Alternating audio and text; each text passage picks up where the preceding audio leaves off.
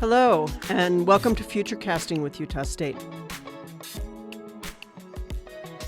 I'm Elizabeth Cantwell. I'm the president of USU and host of this podcast. So today I'm talking to Clair Canfield. Clair's a senior lecturer in Utah State's Department of Communications, and he's a faculty member in the Harvey Peace Institute. The holidays are just around the corner, so we typically we'll all be excited to get together with family and friends, but there's also, I think, for all of us, really, an appreciation that conflict can arise about any number of values, topics, politics, especially in an interesting election year like the one we are living through. So I've asked Clair to help us really better understand how to navigate hard conversations, especially in holiday seasons, so we can cultivate meaningful relationships with those that are closest to us. And, Clair, this is really, your specialty, but this idea of how do we first, why and how do we struggle with conflict? And then how can we turn that to the advantage of our relationships, to make our relationships stronger and or better? Yeah, I love that you mentioned that it's about cultivating relationships. And oftentimes we think about conflict as being some sort of problem in our relationships. Yeah, exactly. And we experience it as that. Like, it can bring up distress, fear, all kinds of absolutely, things. Yeah. Anxiety, which is why for the vast majority of people, they avoid those types of conversations. They don't want to engage in that way because they feel like it's not going to cultivate the relationship. It's going to damage it. And that's the way I grew up thinking about conflict, Yes, too. I grew up in a very conflict-averse family. Yeah. What was that like? What were some of the there's things lots of things we didn't talk about. Yes.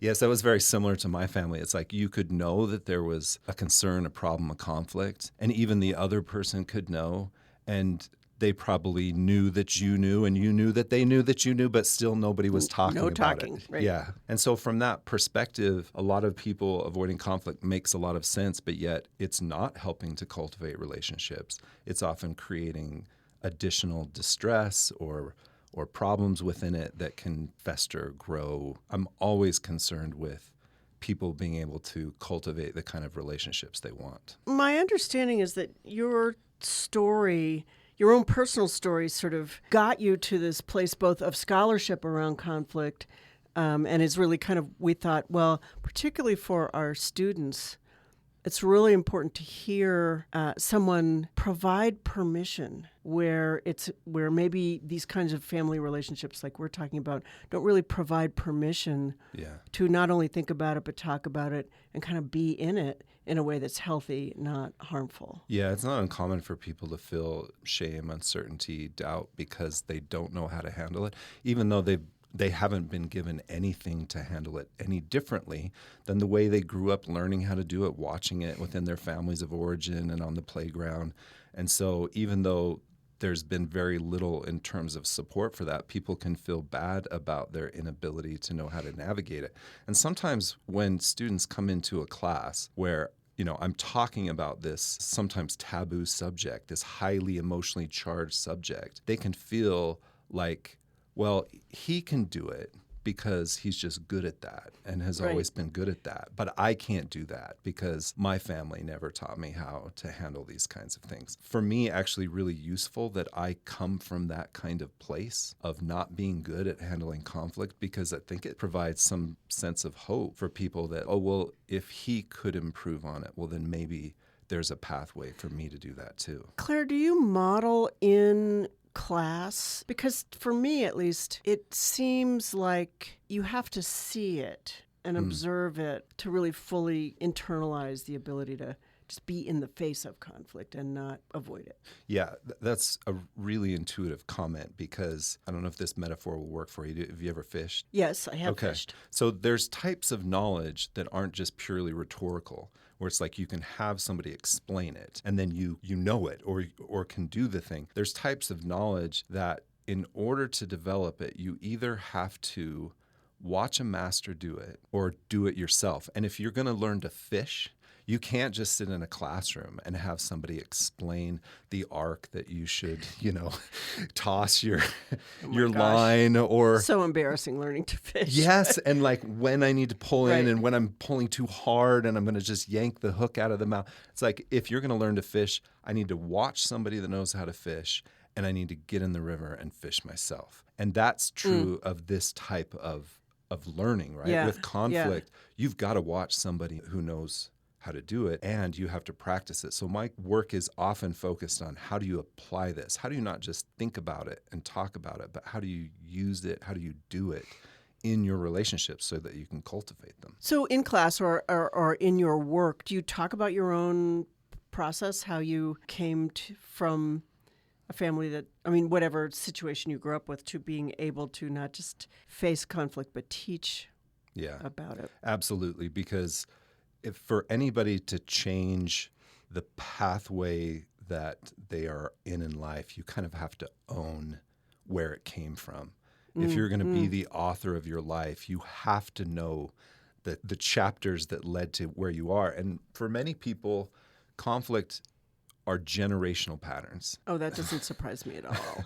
And those things just continue to get perpetuated. So for me, I frequently will share with people my history so they kind of understand where it started for me. And for me, it was a heavy influence by my dad. So my dad grew up in really challenging circumstances. When he was only 1 year old, his mother left, took his only sister, and left he and his 4 brothers behind with their father, But who even was the an boys alcoholic. behind with dad. Yeah, and dad was an It's a alcoholic. really hard story. He was not interested in taking care of them, so he put them right into foster care, which was not a great situation for them. There was abuse and neglect. He eventually took them back when he remarried, but he remarried a fellow alcoholic with 5 sons of her own, and then they had 7 more together. And there was lots of tension, and the kind of conflict that existed in his family of origin was often violent. So he learned to just avoid it, to make himself small and invisible. And when he was forced into it, then he reacted very violently. Like he was going to end it quickly and make sure you never messed with him again. And his parents again left later in his life. He was put into the foster care system again. Eventually he was taken in by my great uncle, who I thought was my grandpa until I was 18. And he learned to start to deal differently relationally with people. But of course, all those experiences get carried with you. They leave behind scars, sometimes physical, sometimes emotional. And he, with his family of origin and then his family of creation, I'm one of 8 kids. And I was somehow in the middle of a lot of... I'm the 3rd of 8, and I was kind of in the middle of a lot of stuff. And my dad was so uncomfortable when we would be in conflict. He'd put an end to it immediately. He'd be like, stop fighting, hug, kiss, make up. And then I'd be sent out into the garden to pick up a bucket full of rocks as like my penance. Exactly. And because he loved to garden, and there were always rocks to pick up. And I was picking them up and pouring them over into the pasture. And I had a monument of conflict growing faster than I was. And it taught me to avoid it because it never was positive. It always hurt me in the relationship. So he influenced me, and I have to own that led me to where I was. So at some point in this discussion, I would love to take, not right away, but I'm giving you a heads up. Yeah.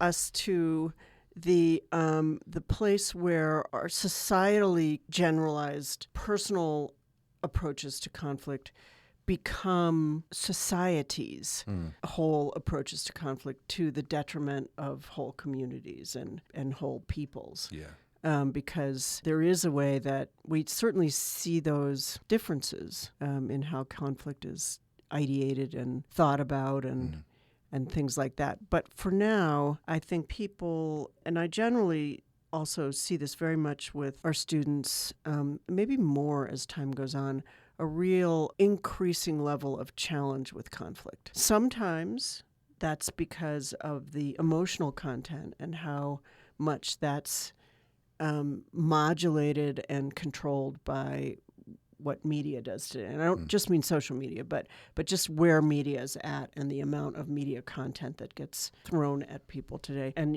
what's real anger and what's not real anger, and what does anger have to do with conflict kinds of.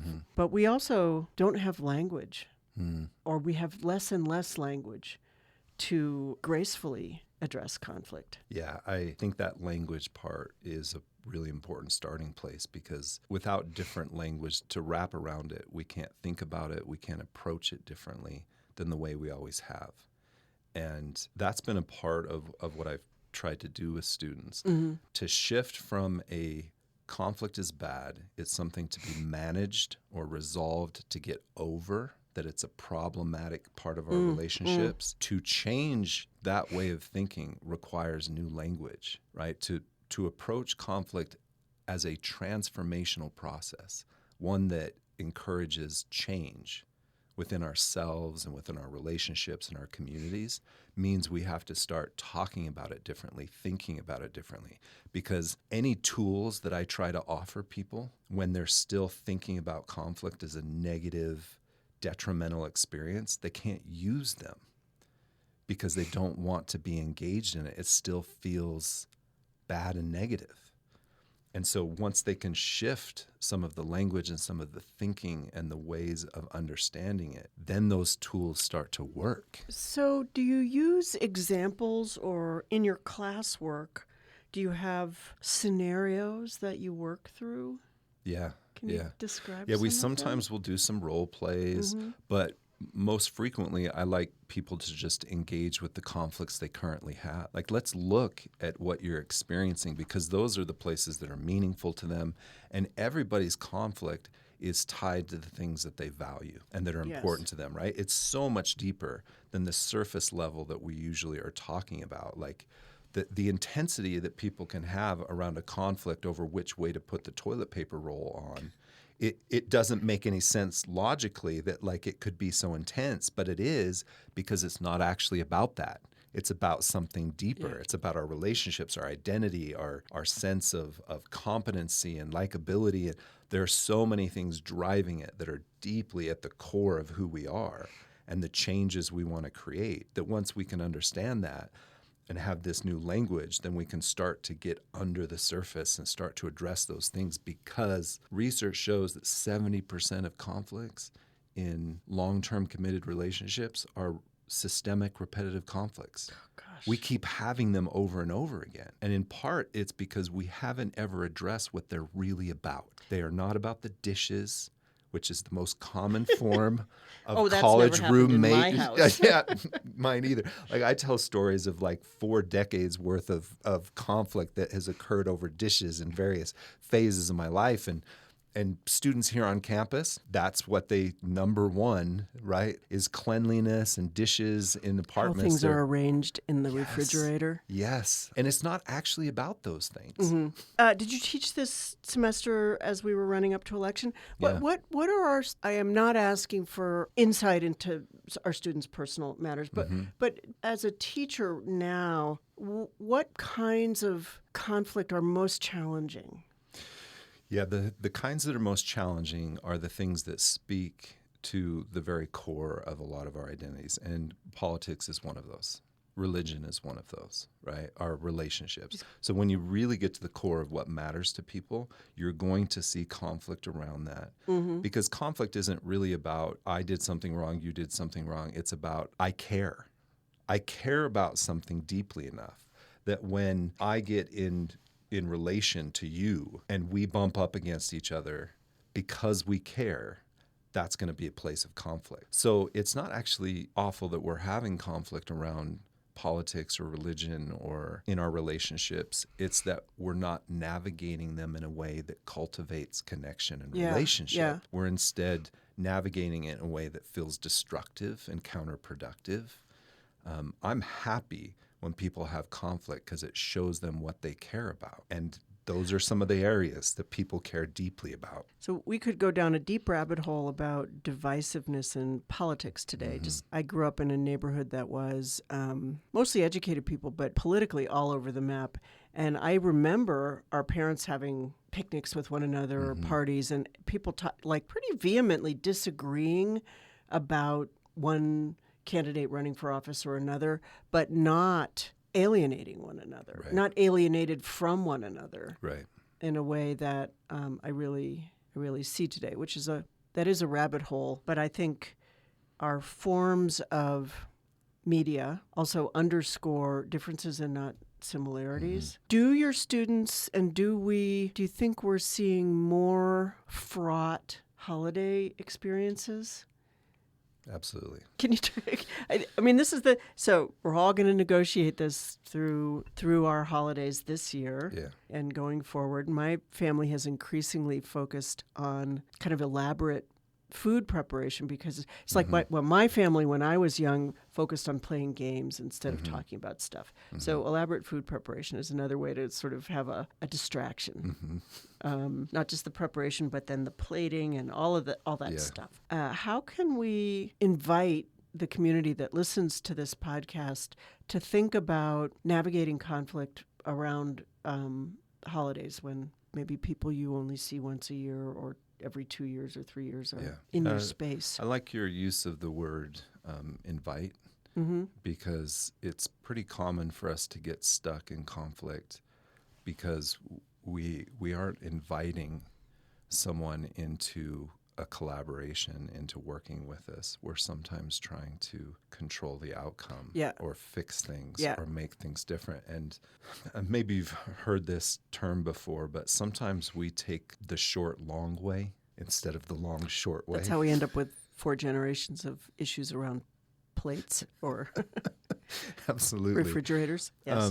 To think about conflict is, again, I want to get over it and past it and fix it and have it done, makes us start to feel kind of a sense of scarcity of how to handle this instead of realizing that like the short way is actually the long way. It's building and cultivating the relationships. It's seeing each other as people and working together. And I think that's part of what you're illustrating with media and issues around politics is we may not be looking at how were we working together on these problems, but rather how do we win? How do we win an election? How do we win our point? And that just pushes us further away from working together and collaborating on really significant issues that all of us face. So for the other dynamic that occurs to me for our students is going to be that while they're not children, they're probably not the elders in the room and may feel that their voice doesn't necessarily have a place. I actually feel like we should have a conflict hotline because it's not the same as serious life, tragedies. It's not the same as other kinds of hotlines, but it's the number of times I think, what do I do now? Exactly. And as president of a very large institution, I can guarantee you that there are many moments where I have that. And, my response is because I sort of trust that I have enough experience at this point is to dive in. Yeah. But that little voice is there a fair amount. What do I do now? Yeah. Yeah. It is so frequent for people in conflict to get to a point where they feel stuck. And you have been able to find ways to navigate that, right? And it's probably taken a lot of experience to get to that point. A lot of experience. And a lot of mistakes, right? Because our experience and our wisdom comes often from making mistakes. And we do sometimes need a place where we can talk through that, right? You're still going to have to make the decisions, but I need somebody that's going to listen to me, that provides a place where I can navigate and think about that and notice where I'm getting stuck, pick up on patterns that aren't working for me. We actually have a hotline like that. Oh, do you? Here, awesome. Here at USU, it's the Conversational Space Makers program, which I started a few years ago. Because as you can imagine, when you're talking with students and encouraging them to engage in their own lives and conflicts, they end up in your office asking me about what they should do because here's the situation, here's where I'm stuck, that voice in their head about I don't know what to do next. And they need a place where a person's going to listen that isn't going to judge them, isn't going to tell them what to do and give them advice because they've got plenty of places that they can go and get bad advice. Or good advice. Or good advice that they will take only if they already agree with it. And then they have somebody to blame if it doesn't go well, or they've learned I can't figure it out on my own. So there's problematic aspects, even as somebody who might have a lot of experience in telling them what to do. So rather than telling them what to do in their conflict, I ask them questions that help them think about what they care about, what the conflict really is, where they're getting stuck, what their emotions might be helping them to pay attention to and notice. And they've got a place where they know, I'm not going to talk about it with anybody else. It's confidential. It's a safe place for them to do it. I'm not judging them. So I've been training students to make those kinds of conversational spaces for each other. And we have a program now that Which they is can huge. contact. That peer-to-peer Yes. is something I think about a lot with not just students, but our whole community. How do we stop looking for someone to save us and start saving each other? Yeah. So, but a lot of what you appear to be talking about is really flipping the paradigm. Yes. From, and I'm making this up as I because I haven't read a lot of your publications. Apologies for that. But from negative to both self-investigation and, again, this permission to invite a different kind of interaction. Yeah. At least on a one-to-one level. Yeah. With a person or persons. You know, when you're in your home or the home you grew up in or a place that generally feels like you've been taken care of there, perhaps you haven't, and then there's conflict that isn't in your best interest. How do you flip that paradigm? Yes, it is absolutely a paradigm shift. The way I describe this kind of transformational approach to conflict is that it's beautiful. I don't know how to describe it in any other way because of the way that those kind of conversations can build connection, create intimacy, trust, safety, cooperation, that it can facilitate change. When students actually start engaging in that, and when I've had experiences with that type of transformational conflict, that paradigm shift around it, they've been some of the most deeply impactful, meaningful conversations I've had in my life. They're transformative. They're beautiful. Is there I'm thinking about this around holidays where I think all have experienced a lot of weird conflict. Or you hear, people arguing in the kitchen or whatever, to draw attention to what we're actually doing together. Something different than the conflict. Now, that may be avoidance, but it also seems like for holidays anyway, it's part of why we are even together. Yeah. Even if we dread it, we do it because it's, talk about generational. It's so evocative of what we do as family and have for many, many generations is gather around the holiday. And maybe we gather and fight, but... and that's really at the heart of it, that tension of like, we care deeply about these relationships and these times and these traditions. And like, there are things that matter there. And also, we have not learned how sometimes to connect or to work through those tensions. And so how can we flip that, right? So how can we flip that? I'm hearing a fair amount about a little bit of sort of know thyself. Learn to sense the physical reactions in the body that can be the telltale for you that not only are you in conflict, but you have this opportunity. Do you do breathing meditation, something to change your physiological? So you're identifying, some of what it takes. One is how we're going to think about it. And second, how are we going to engage in it? Yeah. Right? So if we can start by thinking about it as this is an opportunity to connect. This is a place to cultivate relationships. This is a place that I can create change. And then also understand what's the skill set, what's the interactional ways that I can allow that to start to unfold and happen. For example, one of the most powerful skills is asking questions instead of making statements. We're so quick to tell a story of what we already think other people are thinking and feeling and why they did what they did, that we don't leave a lot of room for curiosity or to see them or to ask a question that might help us understand themselves and ourselves. Martin Buber says that really all knowing is in meeting. Like, that's how we come to see ourselves and other people. But if I'm not asking questions, as you said, to like, what is driving this? What's important to me here? right? What are my emotions trying to help me gain attention towards? Right. And then what's going on for them?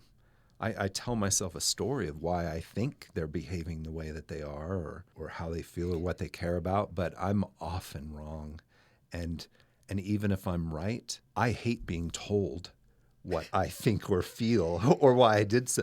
Even if you're right about me, you're creating a defensiveness, a disconnect, a distancing Absolutely. instead of a drawing closer together. So how do you do that? I mean, we're sort of talking here at the intersection of psychology and sort of just normal social interactions. Do I say I don't really agree with you, but I would like to hear more?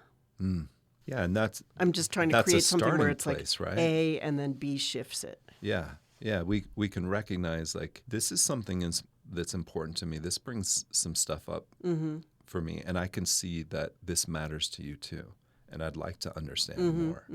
Like, help me understand what this is about for you, and that invites you to also be curious about what it is for me. When we are when we are focused on, let me tell you my version of things and and how I think, and we're like just trying to get a word in edgewise, always thinking about what we're going to say, then we're kind of having a dueling monologue instead of a dialogue. Yes. Like, if it Is that leads not what with lawyers do, though? yes, they I don't mean, ask open, honest no. questions. They ask questions. As my Driving towards lawyer it. friend has told me, I never ask a question I don't already know the answer to. It's driving towards a particular Yes.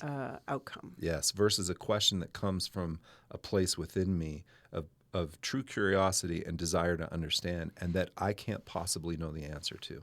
I haven't already decided what I think it is or what you're going to say, and I'm not trying to guide you somewhere. Honestly looking to see and understand you. So let's go to the thing that I talked about earlier, and maybe examine for a minute how this kind of flipping the. I mean, you work in the Harari Peace Institute, which is many things, but among them is a place where we hope to influence at its highest level global peace, which means changing the nature of conflict at a societal level. Yeah. Maybe nations, but even down and into communities, which definitely crosses the line these days almost always of politics and kind of clan affiliations and these really strongly held ties. And I think this is relevant to the holidays because it's not just us experiencing things around our family table. It is all the houses on either side of us. Yes. It's everybody in our neighborhood. It's the difference between coming home from Thanksgiving dinner and gaming and going and providing, serving Thanksgiving dinner to somebody else. Yeah. These kind of really societally driven choices. How do we do that in our own communities? Yeah. It's such a great question, and I think it's one that I often see students struggling with because we recognize at the heart of all of that is a lot of suffering. There are people suffering at all those levels, right? And it exists at societal levels and national levels. And when we look at that, and students are more connected now to seeing it than ever, right? It's on their feeds. It's in their face all the time. And there can be a sense of powerlessness of like, I don't know what to do in the face of all this suffering and this conflict, and I don't see how I can impact it. And it's true that it's important that there are players at certain levels that can have more influence around those than others. In the end, building peace starts within yourself. And within the relationships you have around you, because all of those levels come down to the interactions we have with other people. And that is a way you can start influencing all of that, is to find a way to capture that peace within yourself, within your relationships, within your communities. And that's where we build it. And that's where we do make a difference and can have choices day to day on how we walk with peace versus walk with violence or in a state of distress and discontent. So do you have examples to share? I mean, I think people listening to something like this, we've been a little bit abstract. I mean, we've talked about holiday meals, let's say, but where else can we give our listeners some examples of this kind of shift of approaching conflict differently and then having that almost enduring kind of shift?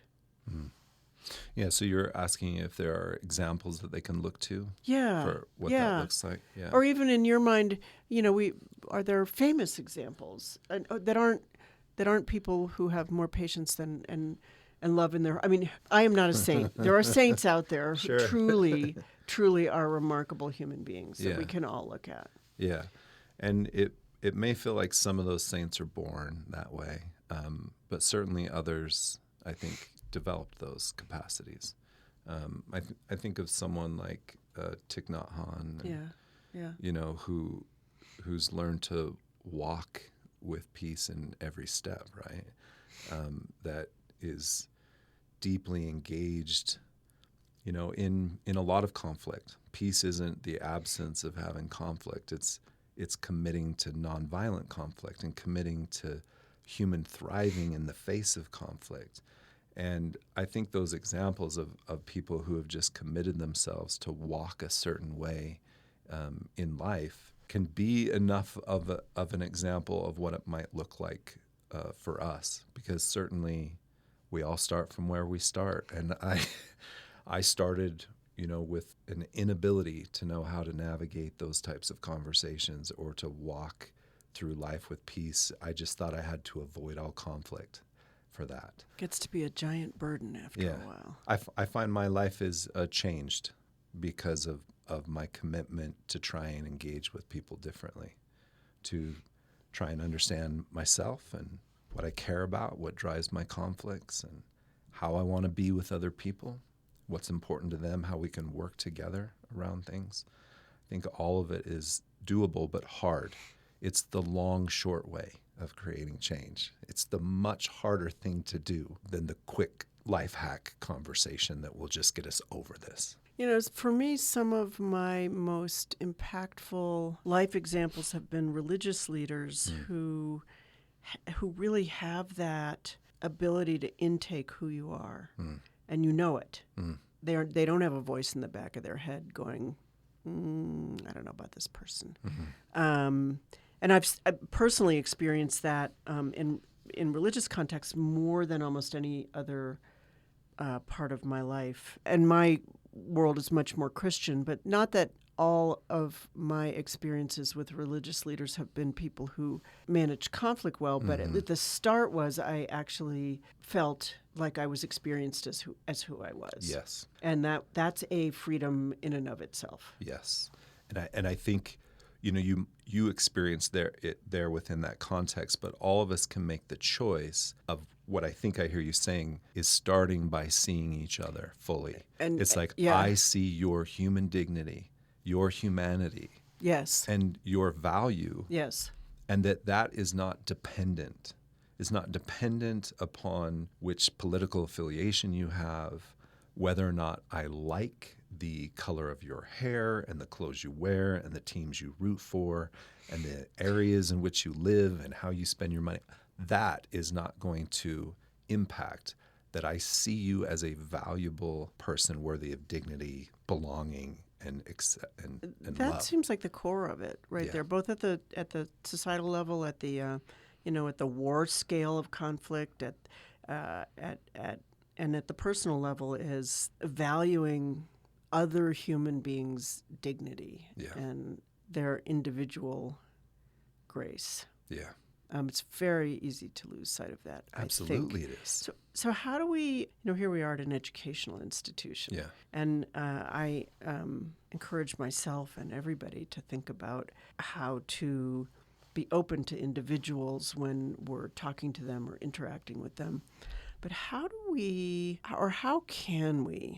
think about promulgating, supporting, keeping in the public eye the value of humans, other humans, and people's inherent right and ability to have dignity and to individually give us more Yeah. than if we didn't have that person.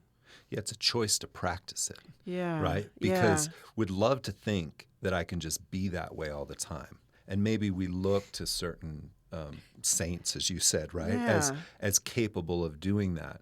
But our default is oftentimes not to see others' dignity and humanity, but to see them as an object Scary or something in my way, an obstacle, or irrelevant to my life. Yeah. So rather than it being something that we can only aspire to, the saints that that can do that, it's actually a choice that I get to make on how I practice it. And if I can't help people understand how to practice something, it's tough to just talk in, as you said, in those high-level general ideas. I need people to understand, you have moments throughout your day, and especially in conflict, where you're going to get to make a choice, and here's how you would practice humanizing this person. Here's how you would practice seeing them fully, right? Here's how you practice non-judgment. Because people know what it feels like to be judged. They know when it's happening. Yes, they do. It occurs at a level, it's not you saying I'm not judging you that makes me feel unjudged. I feel it in the interaction. And if I can help people understand, here's a practical way to practice non-judgment. Here's a practical way to practice humanizing people, then that's something that they can then develop within themselves. And now we're influencing each other in a different way. Because when I practice seeing you and treating you as a full human being, and you experience that, you're influenced by it. That starts to change the dynamics of the interactions we have, and you're more likely to treat me with humanity. You're more likely to treat the next person you interact with humanity. And do you teach these? This is going to sound silly, but what do you teach? But in terms of practices and things that our students take into their, not just their personal lives, but their professional lives and the rest of the work that they do in college in order to finish and have that additional component of who they are be associated with those practices. Yeah. So I have, for example, a theory or a model that allows people to pay attention to what's happening in the given moment and to focus on process and what it calls for. And then there are a number of practices within that. And so, for example, with getting stuck objectifying the other person, trying to control them, not really seeing their humanity. Here are a few examples of things that they can practice to get regrounded in reality, to do the acceptance work of like, this is another human being and I can't control them. And so a few things, for example, in practicing humanizing other people is to first realize they have needs just like I do.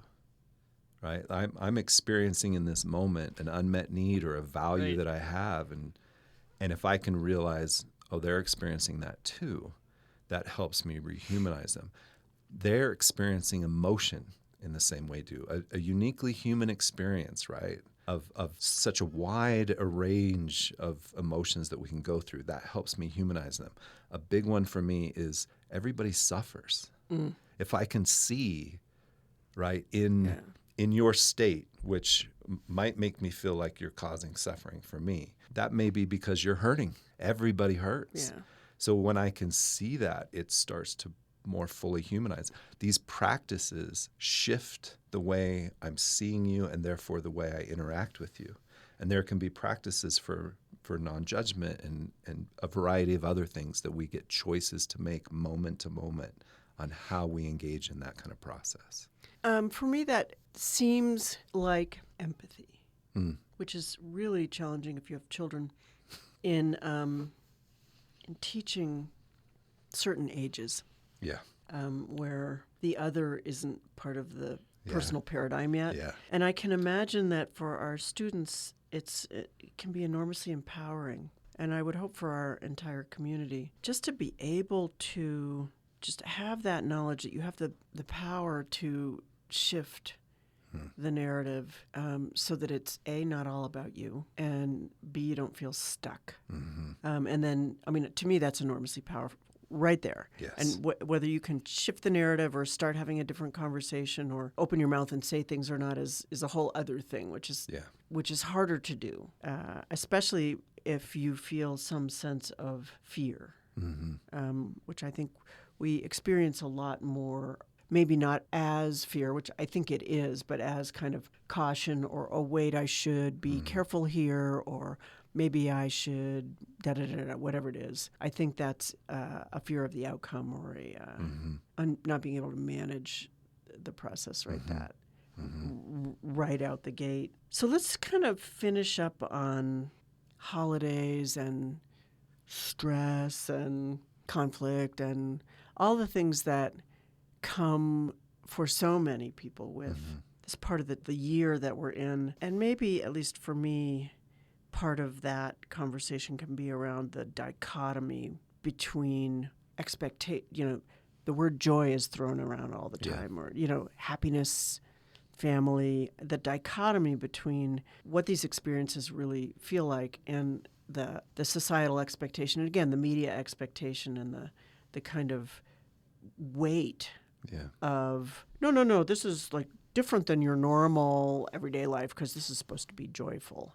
And I think for a lot of people it isn't, or it's hard. It is, but it's really overwhelmed by all this other stuff that uniquely also comes with these experiences. Yeah, I'd love to offer, you mentioned joy several times, and I think that's certainly something people would like to access. Yes, absolutely. And this is a time of year you would hope to be able to do it. Yes.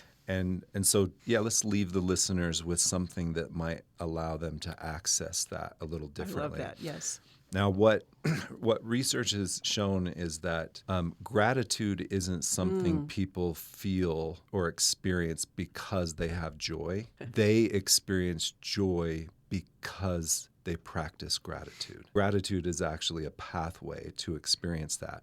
However, gratitude isn't something that normally just descends like rain on us, like other emotions that we might feel throughout a day. Gratitude is usually accessed as a practice, and that as we practice gratitude, it allows us to access joy and the experience of feeling gratitude, right? So it's not like I feel gratitude and then I express it. It's I practice gratitude and it allows me to feel it and then I can have feel access these other to things. joy. Yes. So people practice it in different ways.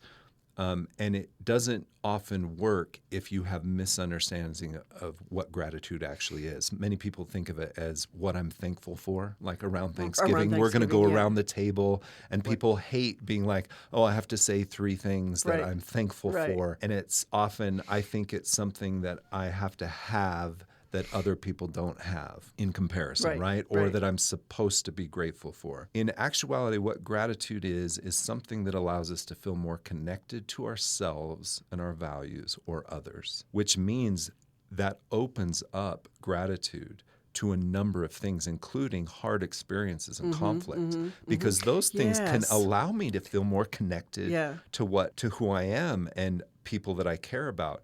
So when I have that understanding, gratitude is something that allows me to feel more connected to myself and others. Now I can start to do something like create a list that helps me see, oh, I'm so grateful, for example, that I get to do this podcast. Now, it's not something that I necessarily enjoy. Like there's some nervousness around, how will I sound on the and what will I say? And so it's not that, oh, I'm happy about this thing, but wow, I'm really grateful for it because this is so connected to things that I care about. I deeply value the kind of conversation we're having and being able to offer things to other people that can be helpful, that can ease suffering. And so I have this gratitude for it that allows me to feel more connected. And now as I express that and as I think about that, I feel differently as I access gratitude. You can do it through writing a letter, through creative acts. You mentioned before the show you like baking and cooking. And that can be a real way of like creatively accessing our gratitude, right? Some people like to express as a way of accessing gratitude. So they practice it by letting people know how they have allowed them to feel more connected to themselves or others. And boy, when you start practicing gratitude like that, you can access it anytime you want, and it brings more joy. So I would hope around this time of year, if people are looking to have more joy, that they practice gratitude. I am truly enormously grateful for the people who listen to this podcast because they give me, among other things, the opportunity to talk with people like you and others and bring to our community all these incredible people and capacities that we have at Utah State University that I feel like I want the world to know about. I want people to know about it. And this is the kind of thing that I otherwise would really struggle to feel like I can bring that out. So thank you for being one of the people that comes and sits in the chair next to me and sort of lets me pepper them with questions about, well, what about Uncle Fred? He's really told me the same darn story for 10 years. And thank you. I appreciate that. How do I get grateful for Uncle Fred? But I think maybe you have actually given our listeners some actual practical kind of approaches. And I encourage everybody to think about it and bring it to your own holiday celebrations, and then bring it back to our campus, and let us have this be part of what we deliver to the young people who come and spend some time with us and then go on and lead amazing lives. Because they're going to be next generation leaders. Absolutely. And I would really like them to know that this is part of what you can bring to your leadership without diminishing yourself at all. Yeah. That experience of gratitude and joy. And may we all source joy with a little help from our friends at Utah State University. Thank you, President. Thank you, Claire. Appreciate you. Thank you for joining us in Future Casting with Utah State. Future Casting is a production of Utah Public Radio and Utah State University, sponsored by the Office of the President. Our producer is Hannah Castro, with help from the Utah State's Marketing and Communications team, and the theme music was produced by Justin Warnick. You can listen to Future Casting at upr.org or wherever you get your podcasts.